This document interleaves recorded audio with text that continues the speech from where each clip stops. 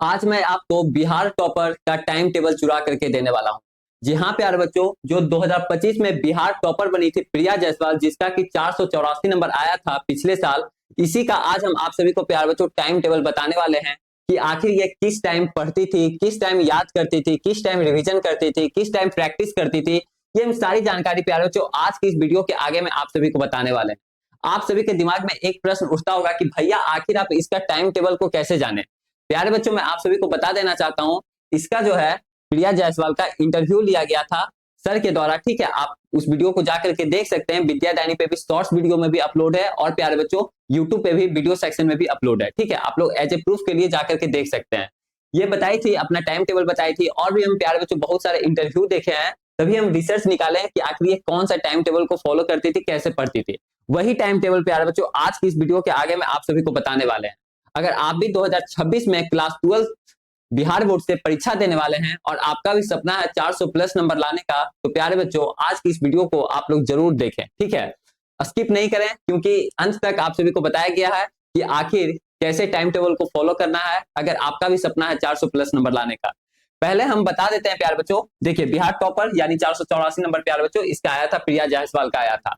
पहले हम बात करते हैं कि आखिर एक एवरेज स्टूडेंट का टाइम टेबल क्या होता है, वो कैसे अपना टाइम टेबल को बनाते हैं जो एवरेज स्टूडेंट होते हैं। ठीक है, देखिए प्यारे बच्चों, एवरेज स्टूडेंट जो होता है वो अपना टाइम टेबल को लिख लेते हैं, कॉपी पे बना लेते हैं, उस तरीके से कर लेते हैं। अब फॉलो होता है या नहीं होता है वो तो हम बाद में आप सभी को बताएंगे, लेकिन उनका टाइम टेबल बता देते हैं जो एवरेज स्टूडेंट जो करते हैं, जो हम भी करते थे एक समय। ठीक है, उनका क्या रहता है, वो अपना लिख लेंगे, डायरी पे लिख लेंगे, कॉपी में लिख लेंगे कि 4 बजे सवेरे उठ जाएंगे, 4 से 4:30 बजे तक में फ्रेश हो जाएंगे, यानी बाथरूम वगैरह कर लेंगे, 4:30 से 7 बजे तक लर्न कार्ड काटेंगे, जो भी रट्टा मारने का चीज है उसको याद करेंगे, रटेंगे। ठीक है, फिर 7 से 9 बजे तक जो होगा अपना कोचिंग जाएंगे, कोचिंग जिनका रहता है, जिनका ट्यूशन रहता है वहां जाएंगे, फिर 9 बजे से 10 बजे तक खाना वाना खाएंगे, नाश्ता पानी करेंगे, फिर 10 बजे से अपना स्कूल निकल जाएंगे। फिर ऐसे ऐसे ताम झाम अपना वो अपना रूटीन बनाए रहते हैं कि शाम में आएंगे फिर ऐसे करेंगे, और उनसे होता कुछ भी नहीं है। इसका जो है प्यार बच्चों 50% भी वो मैनेज नहीं कर पाते हैं। जो जितना कॉपी में लिखते हैं 80% का देखा गया है स्टूडेंट का, चाहे हम भी हैं उसमें, हम भी एक समय बनाते थे ऐसा रूटीन, लेकिन प्यार बच्चों ये चीज हो नहीं पाता था, बहुत कम ही स्टूडेंट से हो पाता, समझ रहे ना। अगर ऐसा रूटीन अगर 1000 स्टूडेंट बनाता है तो इसमें समझिए प्यार बच्चों केवल 10 स्टूडेंट का फॉलो हो पाता होगा।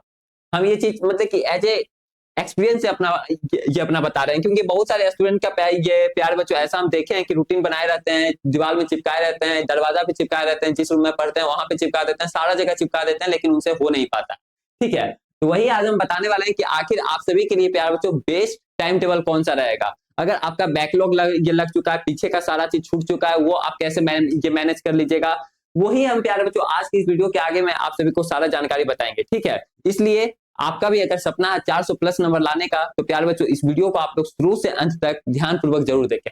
सबसे पहला काम क्या काम करना है प्यारे बच्चों, बेस्ट टाइम टेबल के लिए ऐसे नहीं लिखना है कि हमको 4 बजे उठ जाना, 5 बजे उठ जाना, 6 बजे उठ जाना, फिर इतना देर पढ़ना, इतना देर खेलना है, इतना देर ये करना है। ऐसा चीज प्यारे बच्चों नहीं हो पाएगा। ऐसा रूटीन अगर आप लोग भी बनाइएगा, ऐसा जो होता है ना प्यारे बच्चों बेवकूफ स्टूडेंट बनाता है, समझ रहे ना।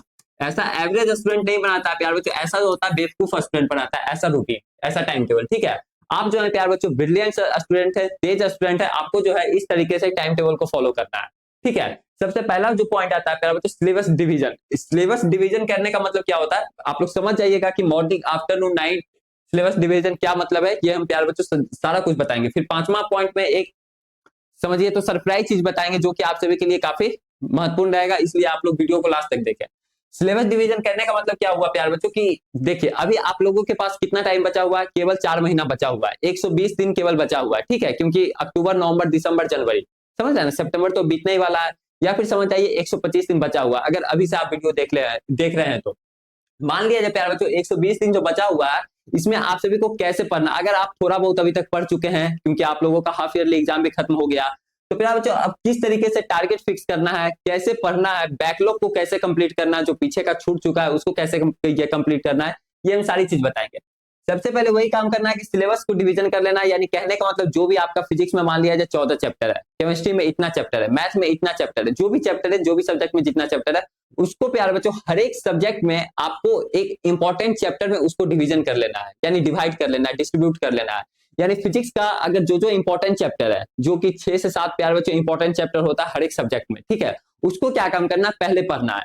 पहले पढ़ने का मतलब क्या हुआ भैया, और सब सारे चैप्टर को छोड़ देंगे? नहीं, छोड़ना भी नहीं है, लेकिन जो ज्यादा इंपॉर्टेंट चैप्टर है वो वीडियो में बताया गया है कि आखिर फिजिक्स का मोस्ट इंपॉर्टेंट चैप्टर, मैथ का मोस्ट इंपॉर्टेंट चैप्टर, केमिस्ट्री का मोस्ट इंपॉर्टेंट चैप्टर। अगर उस वीडियो का आप लोग नहीं देखे हैं तो आप लोग यूट्यूब पे सर्च कीजिए मोस्ट इंपॉर्टेंट चैप्टर फिजिक्स विद्यादायनी, ठीक है, लिख दीजिएगा विद्यादायनी, तो प्यार बच्चों मेरा वीडियो आ जाएगा, आप लोग जाकर के देख सकते हैं ऑल सब्जेक्ट का, ठीक है। तो वही बात कहें कि मोस्ट इंपॉर्टेंट चैप्टर को पहले डिस्ट्रीब्यूट कर लेना, उसको जो है अच्छे तरीके से पढ़ना है। जैसे कि सपोज दैट मान लिया जाए प्यार बच्चों, आपका जो है सबसे इंपॉर्टेंट चैप्टर आता है फिजिक्स का, सबसे इंपॉर्टेंट चैप्टर आता है इलेक्ट्रिक चार्ज एंड फील्ड्स, ठीक है, इलेक्ट्रिक चार्ज एंड फील्ड्स भी आता है इंपॉर्टेंट चैप्टर, फिर करंट इलेक्ट्रिसिटी आता है, फिर ऑप्टिक्स वाला पार्ट आता है, इस तरीके से आता है। तो इलेक्ट्रिक चार्ज एंड फील्ड्स मान लिया सबसे पहला इंपॉर्टेंट चैप्टर है, मान लिया जाए सपोज दैट, और है भी, यहाँ से सवाल ज्यादा आता है, ठीक है।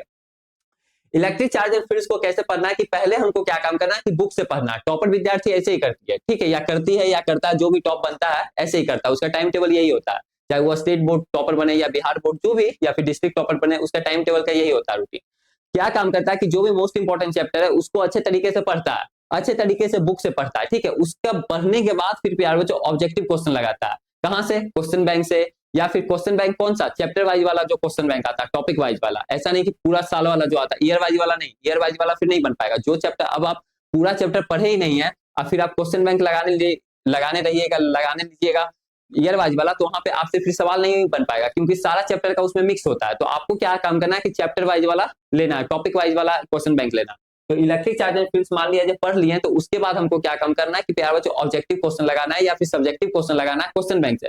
फिर देखना है कि आखिर हमसे कितना सवाल बन रहा है और कितना सवाल नहीं बन रहा, ठीक है। उसके बाद फिर आपको एक तरीके से अनुभव हो जाएगा कि अगर पूरा सवाल बन गया, अगर मान लीजिए 100 सवाल है उसमें से 80 प्लस भी बन गया, तो आपका समझिए कि मेरा चैप्टर वो कंप्लीट हो गया। अगर 50 सवाल भी नहीं बन रहा, 60 सवाल भी नहीं बन रहा, तो प्यार बच्चों समझिए कि उस चैप्टर में आप महर्षि हासिल नहीं किए हैं, यानी उस चैप्टर को आपको फिर से रिवीजन करना है, फिर से पढ़ना है, एज ए अपने आप खुद कॉन्फिडेंस जगेगा, समझ रहे हैं ना। तो उस चैप्टर को पहले फिर से पढ़ना है। कौन सा चैप्टर, मोस्ट इंपॉर्टेंट चैप्टर, जो कि मोस्ट इंपॉर्टेंट चैप्टर अभी के समय के अकॉर्डिंग बता रहे हैं, ठीक है। तो वही प्यार बच्चों जो भी 6 से 7 इंपॉर्टेंट चैप्टर है उसको अच्छे तरीके से पढ़ना, इस तरीके से करना है, यही है। अब फिर आपको टारगेट एक तरीके से फिक्स कर लेना कि हाँ हमको इतना चैप्टर आज कंप्लीट कर देना, इतना ये चीज कंप्लीट करना है। टाइम फिक्स नहीं करना कि इतना टाइम है, हमको ये फिक्स करना है कि इतना हमको टॉपिक कवर कर लेना है, इतना क्वेश्चन आज हमको प्रैक्टिस कर लेना, चाहे कुछ भी हो जाए, ये फिक्स किया जाता है। बच्चे लोग क्या गलती करते हैं, टाइम फिक्स करते हैं कि 4 से 5 केवल पढ़ना है, 4 से 7 याद करना नहीं। जब तक टॉपिक फिक्स कीजिए, टॉपिक कंप्लीट, चाहे वो 2 घंटा में हो जाए, चाहे वो 5 घंटा में हो जाए, चाहे वो 1 घंटा में हो जाए, टॉपिक कंप्लीट होगा तभी आप उठिएगा, तभी आप खाना खाइएगा, जो भी चीज करना है उसके बाद ही कीजिएगा। तो ऐसे फॉलो किया जाता है, समझ रहे हैं ना। एक तरीके से आप मतलब कि ठान लीजिए कि हमको इस टॉपिक को कंप्लीट करना, तभी हम उठेंगे, तो वही चीज होता है। प्लान अब बता देते हैं प्यार बच्चों कि मॉर्निंग आफ्टरनून नाइट का क्या प्लान होता है टॉपर का। ये तो चीज हो गया, सिलेबस आपको बताई दी कि इस तरीके से आप अपना बांट डिस्ट्रीब्यूट कर लीजिएगा, जो जो मोस्ट इंपॉर्टेंट हर एक सब्जेक्ट में जो जो मोस्ट इंपॉर्टेंट चैप्टर है, ठीक है। मॉर्निंग में क्या काम किया जाता है प्यार बच्चों, मॉर्निंग में देखिए पढ़ने का क्या होता है कि उल्टा सीधा समय होता है। बच्चे लोग क्या काम करते हैं, पढ़ते भी हैं लेकिन उल्टा सीधा समय पढ़ते हैं, तो जिनके कारण नंबर नहीं आ पाता। मान लिया जाए जब तक आप रूटीन फॉलो नहीं कीजिएगा तब तक आप कैसे होइएगा। मान लीजिए देखिए स्कूल ही जाते हैं बच्चे लोग, तो वहां पे आपको पता है कि 9 बजे 8 बजे निकल जाना है घर से, 9 बजे फिर प्रार्थना होता है, फिर 9:30 से क्लास होता है, फिर इतना बजे छुट्टी होता है, 2 बजे 1 बजे छुट्टी होता है। अब बच्चे लोग जाने लगेंगे शाम में स्कूल, तो वो चीज फिर गड़बड़ा जाएगा, फिर तो पढ़ाई हो नहीं पाएगा। तो एक तरीके से रूटीन सारे चीज का होता है, समझ रहे हैं। रूटीन फिर स्कूल का रूटीन होता है, आधा आधा घंटा का ये पीरियड होता है, फिर घंटे बजता है कि आधा घंटा का क्लास है, 45 मिनट का क्लास है, इस तरीके से होता है। तो वही चीज प्यारे बच्चों आपको भी रूटीन एक तरीके से बना लेना। अब ऐसा रूटीन नहीं बनाना कि 4 से 4:30 ये करना, 5 से ये करना, ऐसे ऐसे वैसे में काम नहीं चलेगा। ये जो होते हैं बेवकूफ विद्यार्थी ऐसा बनाते हैं। दूसरा देखिए मॉर्निंग में क्या काम करना है, आपको याद करने वाला काम करना है, समझ रहे हैं ना। याद करने वाला क्यों भैया, हम तो प्रैक्टिस करते हैं, तो आप प्रैक्टिस करते रहिए, वैसे में काम चलेगा नहीं। मॉर्निंग में क्या होता है कि दिमाग जो होता है फ्रेश होता है। जब बच्चे लोग सुबह में उठते हैं 4 बजे, 4:30 बजे, 5 बजे, जो भी 6 बजे, तो उसमें दिमाग में कोई तरह का एकदम शांति वातावरण, दिमाग फ्रेश होता है। उस समय जो भी चीज पढ़िएगा ना डायरेक्ट दिमाग में घुसेगा। तो इस समय क्या काम कीजिए, जो भी चीज याद करने वाला है, लर्न करने वाला, उसको रटिए, उसको याद कीजिए, ठीक है। रटिए या समझिए जो भी चीज करना है उस समय, लेकिन याद करने वाला मॉर्निंग में कीजिए। जो भी 2-3 घंटा मॉर्निंग में समय होता है, उठने के तुरंत बाद, आधा घंटा फ्रेश होने के बाद तुरंत अपना याद करने वाला काम कर लिए, चाहे वो आधा घंटा भी याद हो गया, 1 घंटा वाला, जो भी चीज अपना याद कर लिया, अपना बना लेना है कि इतना चीज हमको याद करना है, ऐसे ऐसे याद करना है, तो उस तरीके से करना है। आफ्टरनून में क्या काम करना है प्यार बच्चों, आफ्टरनून में क्या होता है कि बच्चे लोग थोड़ा परेशान होता है, तो उस समय क्या काम करना है, प्रैक्टिस का चीज करना है, अपना कैलकुलेशन वाला पार्ट करना है। जैसे कि फिजिक्स का कैलकुलेशन बनाना है, मैथ बनाना है, ये मैथमेटिक्स का मैथ बनाना है, डिफरेंशिएशन हो गया, इंटीग्रेशन हो गया, जो भी आपका चैप्टर है, या फिर डेरिवेशन वाला पार्ट हो गया फिजिक्स में, वो सब चीज को प्यार बच्चों डेरिवेशन करना है, ड्राइव करना है दोपहर वाला समय, ठीक है। रात वाला समय में क्या काम करना है? रात वाला समय में प्यारे बच्चों आपको क्या काम करना है कि चैप्टर जो आगे जो पढ़ना है हमको, वो चीज पे ध्यान देना है, ठीक है, वो चीज पे ध्यान देना है। सुबह में तो रटने वाला समय हो गया, दोपहर में प्रैक्टिस का चीज हो गया, जो भी चीज पढ़ रहे हैं उसको प्रैक्टिस करना, लिख लिख के अपना मैथ हो गया, फिजिक्स हो गया, जो भी कैलकुलेशन डेरिवेशन जो भी पार्ट है उसको करना है। नाइट में क्या काम करना है कि अपना जो आगे जो पढ़ना है सिलेबस, जो हमको आगे पढ़ना है, सेकंड चैप्टर जो मोस्ट इंपॉर्टेंट चैप्टर था करंट इलेक्ट्रिसिटी, उसको भी पढ़ना है, समझ आया। और हर एक चीज को डिवाइड कर लेना कि इतना चैप्टर को इतना दिन में कंप्लीट कर लेना, ये सब टारगेट थोड़ा फिक्स कर लेना, सॉरी कर लेना पड़ेगा, तभी चीज हो पाएगा, ऐसे भी नहीं हो पाएगा। भैया फिर शाम वाला चीज बताइए ना, शाम में क्या करेंगे? शाम में आपको मौज मस्ती करना, जो भी 2-3 घंटा बच्चे लोग खेलते कूदते हैं वो चीज करना, ऐसा नहीं कि पूरा सीरियस ये हो जाना एग्जाम के प्रति, तब पर भी कुछ नहीं हो पाएगा, ठीक है। आराम से पैसेंस रख के पढ़िए, सब कुछ होगा। अभी भी 4 से 5 महीना समय बचा हुआ, 4 महीना 120 दिन आराम से होगा, लेकिन इसी समय को आप पूरा मतलब कि बर्बाद कर दीजिएगा तो फिर नहीं कुछ हो पाएगा। यूटिलाइज कीजिए, अच्छे तरीके से कीजिए, जरूर होगा। आराम से 8 से 9 घंटा प्यार बच्चों सेल्फ स्टडी कीजिए, आराम से सब कुछ होगा, ठीक है। भैया नाइट में क्या काम करेंगे? नाइट में वही जो आगे चैप्टर पढ़ना है उसको पे ध्यान देना।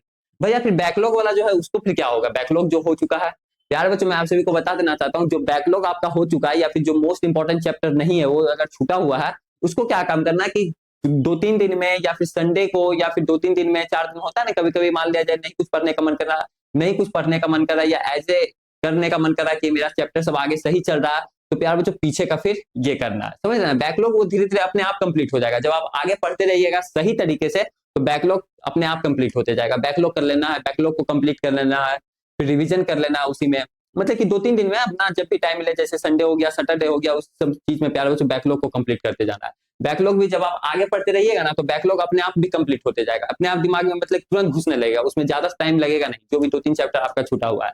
तो इस तरीके से प्यार बच्चों टॉपर विद्यार्थी जो होता है वो टाइम टेबल को फॉलो करता है। इसमें यही था कि आपको बैकलॉग का प्यार बच्चों टाइम टेबल था, समझ रहे हैं ना, बैकलॉग का।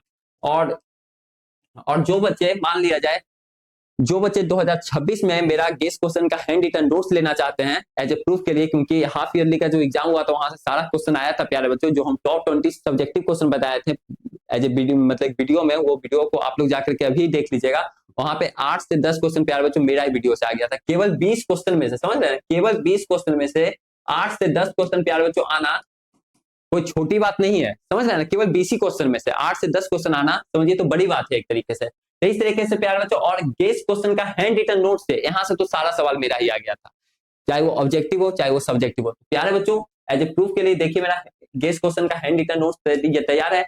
ऐसा नोट्स बनाया गया है जिसमें कि प्यारे बच्चों ऑब्जेक्टिव, सब्जेक्टिव और आपका इंपॉर्टेंट पॉइंट। भैया ऑब्जेक्टिव प्रश्न कितना है इसमें? प्यारे बच्चों बहुत कम दिया गया है, ऐसा नहीं कि बुक वाला दिया गया है।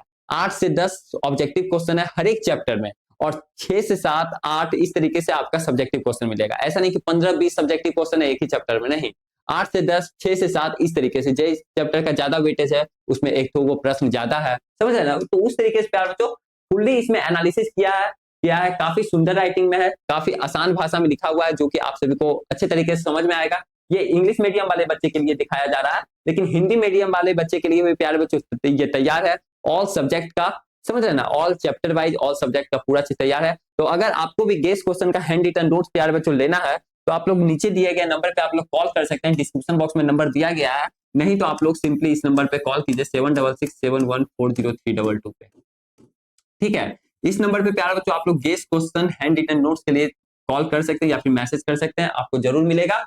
चाहे आप इंग्लिश मीडियम में परीक्षा देने वाले हैं या फिर हिंदी मीडियम में परीक्षा देने वाले हैं 2026 में बिहार बोर्ड क्लास 12 का। तो आज के लिए प्यारे बच्चों इतना ही। आई होप आपको बहुत अच्छा वीडियो लगा होगा, अगर अच्छा लगा तो आप लोग लाइक जरूर कर दीजिएगा और अपने दोस्तों में शेयर भी कर दीजिएगा, ठीक है। Bye bye, take care.